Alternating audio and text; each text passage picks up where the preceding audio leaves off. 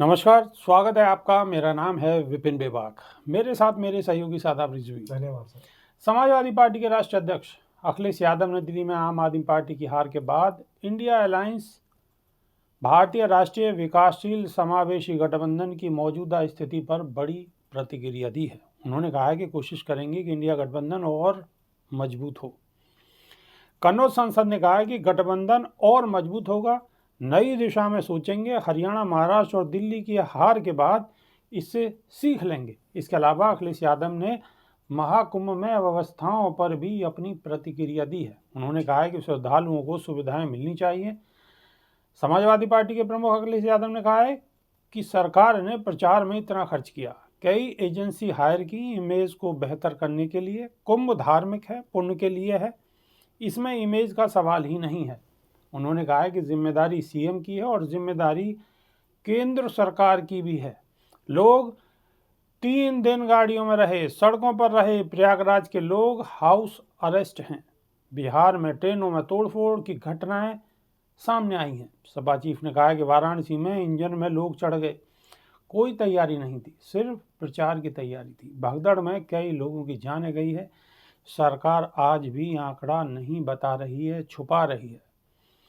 CM ने कहा कि ये डबल इंजन नहीं, डबल ब्लेंडर की सरकार है।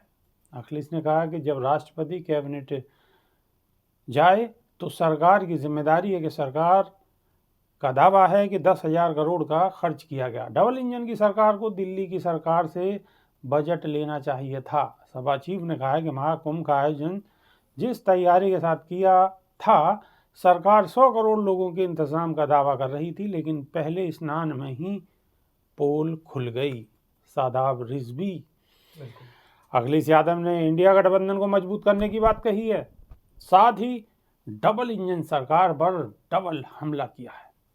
क्या कहेंगे? इंडिया गठबंधन तो मजबूत है ही पहले से ही, और जो लोग बागी थे या जो लोग छोड़कर जाने वाले थे वो सही समय पर छोड़कर चले गए, क्योंकि इंडिया गठबंधन कम से कम अपने साथ में लिए हुए ऐसे लोगों को पहचान सके जो लोग की दगाबाजी कर सकते थे, वो पहले ही चले गए।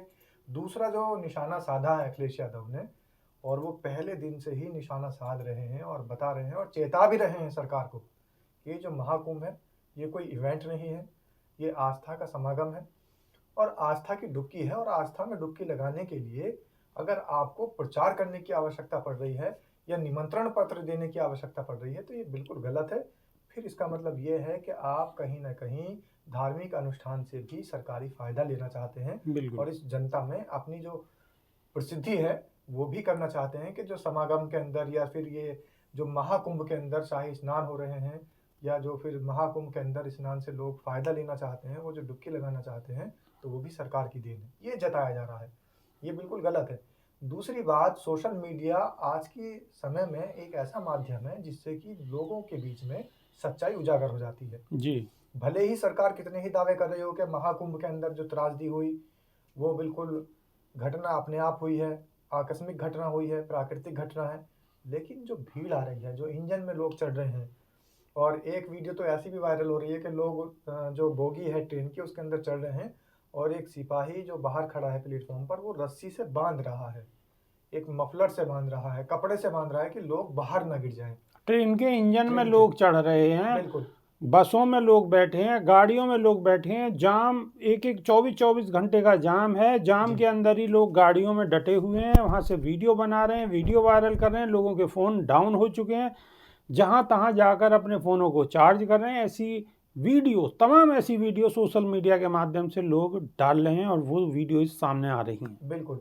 देखिए, 3 दिन तक लगातार जाम में फंसे रहना, तो 3 दिन तक तो सड़क पर कोई चार्जिंग का इंतजाम नहीं होगा, लेकिन जो उनके परिजन जो घर पर उनका इंतजार कर रहे हैं या जो लोग घर के नहाने के लिए, स्नान करने के लिए घरों से निकले हैं, अगर उनका अपने आपसी संपर्क नहीं होंगे घर वालों से तो फिर चिंता बढ़ेगी, और चिंता जब बढ़ती है तो अफवाह फैलती है। बिल्कुल। और अफवाह फैलने से फिर दोबारा से कहीं ना कहीं त्रासदी हो जाती है या अनहोनी घटना का सामना करना पड़ सकता है। बिल्कुल। लेकिन सरकार सिर्फ और सिर्फ अपने मुंह मियाँ मिट्ठू बनने के लिए बैठी है, इसके अलावा कुछ भी नहीं। बिल्कुल, सरकार मियाँ मिट्ठू बनने के जुगत में बैठी हुई है, लेकिन सारी अव्यवस्थाएं सामने आ रही हैं। अखिलेश यादव उन अव्यवस्थाओं को ही कह रहे हैं और अपना सवाल उठा रहे हैं, लेकिन सरकार कान में सरसों का तेल डालकर सोई हुई महसूस होती है।